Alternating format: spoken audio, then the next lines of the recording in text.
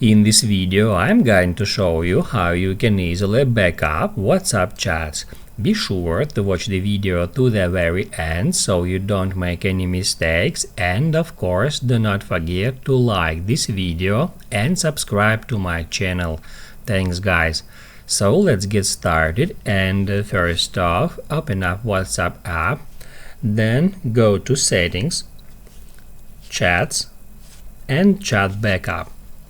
That's where we can configure auto backup. We can tap right here at auto backup and choose daily, weekly, monthly or off. I'm just gonna keep weekly selected, and then if you want to make a backup manually right now, tap at backup now and wait for the process to complete. That will back up your chat history and media to iCloud, so if you lose your iPhone or switch to a new one, your chat history is safe.